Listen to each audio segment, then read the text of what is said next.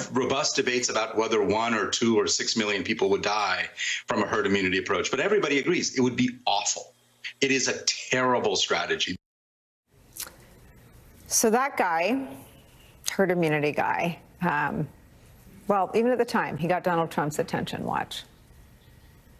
It would go away without the vaccine, George, but it's going to go away a lot faster with it. It would go away without the vaccine? Sure, over a period of time. Sure, with time it goes and many away. deaths. And you'll develop herd, like a herd mentality. It's going to be herd developed, and that's going to happen. That will all happen. But with the vaccine, I think it will go away very quickly. We believe what he meant to say was herd immunity, not the herd mentality, we think. And just a month after he made those comments, 11 days after Trump went to Walter Reed Hospital for COVID, where his own situation, his own COVID infection was so serious, he had to receive supplemental oxygen treatments, the White House officially embraced the Great Barrington Declaration.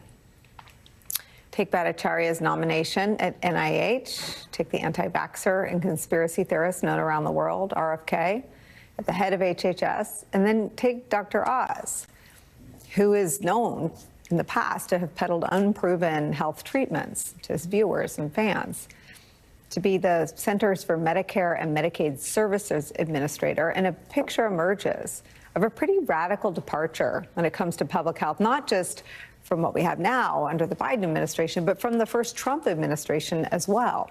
An op-ed in the New York Times puts it like this, quote, Trump left office amid a virulent backlash against scientific and medical expertise, marked by sharp declines in public trust, especially among Republicans.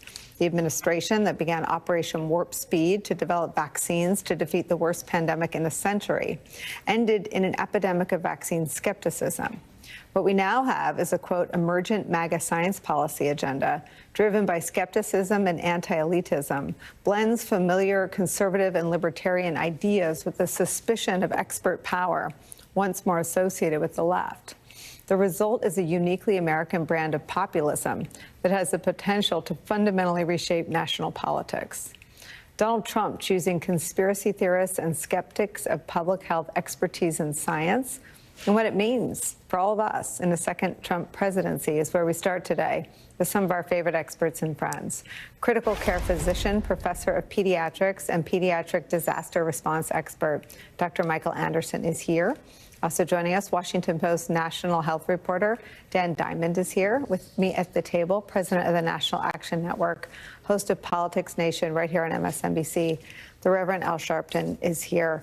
Dr. Anderson, I'm first going to ask you, of all of these picks, which one worries you the most and why? Yeah, I think the tension level continues to rise amongst physicians and public health officials, amongst my friends and colleagues that work in the federal government, and amongst families. We can talk about that. I am so proud, and you did such a nice summary of the NIH and the very quiet work they do. And I was smiling from ear to ear when you talked about mRNA-based vaccines. Those helped save millions of lives in this country and across the world. And the mRNA-based vaccine will save lives in the future because despite some people saying, give the infectious disease researchers 4 years off, there are going to be other pandemics. There's going to be other outbreaks. So the NIH is so vital. We need a leader that is visionary, that can help us move forward, not litigate things from the past, that can see the threats coming, and in a very self-centered way as a pediatric advocate, knows that the needs of children have to be front and center as we think about NIH funding and NIH programs. So I'm just concerned that we need to have a very scientifically rigorous pick to lead the NIH. Dr. Anderson, I want to ask you about, I feel like the job is different now, right? I mean, I think you were here to help our viewers make sense of the information Dr. Fauci was offering when he was in the government and Trump was president, because Trump sometimes contradicted it, but Fauci was there. Dr. Jha, also a familiar face to our viewers, was in the Biden administration. And it was a matter of, I think, making sure people knew what we were supposed to do now, right? 4 years into COVID. I want to ask you a serious question about what happens if people simply hear vaccines as a two sides argument, right? I have a 1-year-old, so we're at the pediatrician every month for shots. If suddenly the whole country hears a fire hose of two sides of pediatric vaccines, what happens? Yeah, I worry about that every day, and I keep falling back on my terrific friends that are pediatricians and public health officials, mostly in the private sector, right? And I hear from my friends all the time that office visits now, there's so much misinformation out there. There's so much garbage information out there. Vaccines save lives. They're safe and effective. And as I've said before, I have enough gray hair to remember losing patients from varicella or from Haemophilus influenza B, which have been wiped out mostly because of vaccines. So to answer your question, I think that void is going to need to be filled by pediatricians, by the American Academy of Pediatrics, by folks coming on your program and spreading what's called science and spreading the truth. The thing I worry about, that once again we've talked about, these medical professionals, nurses, nurse practitioners, doctors, they're bloody stretched as it is right now, just taking care of patients, and now having to carry the torch of being the information bearers for the country. That's almost too much to think about. It's also completely dysfunctional, not how it's supposed to work. And there are real access issues. Not everyone can get a pediatrician on the phone or has a regular pediatrician. They're at a clinic where they see whoever is available when they're in crisis. I want to show all of you who some of these folks are. Here is Mr. Bhattacharya on vaccines. This is an issue of conscience for many young people. I think this kind of forced vaccination is actually very, very harmful to public health. We had closed our schools, we had closed our businesses, we had closed our churches on the idea that it was necessary for our health. But I knew for a fact that that was a lie. The lockdowns that we have engaged in, first the severe quarantines, and now the sort of the continuing lockdowns and the extensive set of lockdowns we're now currently reimposing, those have been extremely damaging for the population at large. I want to broaden this out to include you, Dan Diamond, and I want to show because Bhattacharya was speaking at a Kennedy event, it looked like. I want to show you RFK, Kennedy himself, on vaccines as well. I do believe that autism does come from vaccines. COVID-19, there's an argument that it is ethnically targeted. COVID-19 attacks certain races disproportionately. COVID-19 is targeted to attack Caucasians and black people. The people who are most immune are Ashkenazi Jews and Chinese.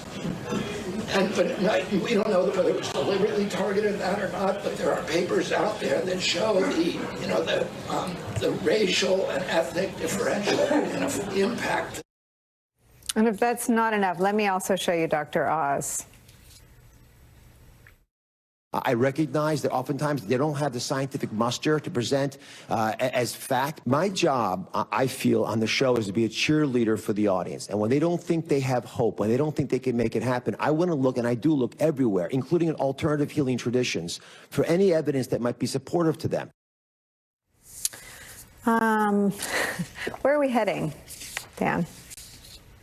I think we're heading into a new direction, Nicolle. There's never been a healthcare team assembled like this before. I've covered the federal health government for years. I've talked to people going back to the Reagan administration. We've never had someone like RFK Jr., a vaccine skeptic, potentially overseeing the nation's health agencies, which control vaccines. There's never been someone like Dr. Oz, a TV doctor, who pushes supplements, who could be in charge of the Medicare, Medicaid, and Affordable Care Act programs. There's a name that I haven't heard mentioned yet, Dave Weldon, a former congressman, who is in line to be the head of CDC. He's also someone who has raised questions about vaccines before. So when I talk to folks in public health, they are alarmed about the potential, particularly for vaccines, but also for what the information these federal agencies will be giving to the public would be. I should also say, though, there's less trust in public health than there used to be. The coronavirus pandemic weakened support for institutions, and that helped lead to the rise of some of these other voices. And they have their own devoted fans who are looking for alternative messages. I think that's one reason why RFK Jr. and some of the other folks, their messages took hold these past couple of years. What is the forecast for the infrastructure of these agencies, which are formed around the pursuit of science and truth? I think it depends on the agency. You mentioned earlier, and Dr. Anderson talked about this too, the questions about vaccines and what could Robert F. Kennedy Jr. as head of the health agencies do on vaccines. He could do quite a lot. He could slow down the approval of new vaccines. He could ask for more data reviews of vaccines that are being looked at. He could put allies onto commissions that make recommendations about vaccines, which could change the message coming from the federal government. If there are schools, if there are local officials trying to decide whether to require childhood vaccines, the federal government could start issuing new recommendations that clash with that. So I think that's one big focus. Some of the other agencies, Nicolle, we're still not totally sure. Dr. Oz, he ran for Senate 2 years ago. He didn't get into the technical weeds of some of the things that he might be doing if he is confirmed to run CMS. Dr. Bhattacharya has talked a bit about what he would do at NIH. He wants to change some of its functions, take power away from the deputy directors like former official Dr. Fauci, who was there for decades and accumulated a lot of soft power. So it kind of depends on the agency how much might change, but overall it's a very different approach, much more focused on chronic disease, much less focused on infectious disease. I understand the shift in focus, but there's no scientific evidence that, quote, autism does come from vaccines. I mean, what do the agencies do about flat out lies being told by the people who head them? That is a totally debunked claim. You're right, that autism causes vaccines. Robert F. Kennedy Jr. has been told that it's debunked. He's repeated it anyway. So I don't know what the clash would look like. We saw some of this in the first Trump administration, where there were senior political appointees, sometimes Donald Trump himself, sharing messages about, say, hydroxychloroquine to treat coronavirus. There was no evidence that hydroxychloroquine was an effective treatment, and Dr. Fauci and other public health officials were in the very awkward position of having to contradict the President of the United States. We might see a lot more of that in the years to come. What could go wrong? David Jolly, here's Senator Patty Murray. She's the current chair of the Health, Education, Labor, Pensions Committee, talking about RFK today. Let's take RFK. He is someone who is a conspiracy theory when it comes to vaccines. We have decades of experience in this country knowing that our kids are vaccinated so they don't get polio, mumps, measles, rubella, serious implications for healthcare for the future of our country. Not vetting these candidates and having the American public know that they can trust the person who's overseeing our health to make sure that we don't fire scientists who are doing research, that we don't tell people that they're not going to have their insurance covered for vaccines anymore, or that our kids are going to be unsafe, or the next pandemic that comes down the line, we don't have researchers in place to make sure we protect people's health. Every one of these nominations that you mentioned need to be vetted. We need to know their background. We need to know that they have the right policies. So, David Jolly, I am open to hope, I guess, if that's the word, that the Senate Republicans will vet Trump's appointees.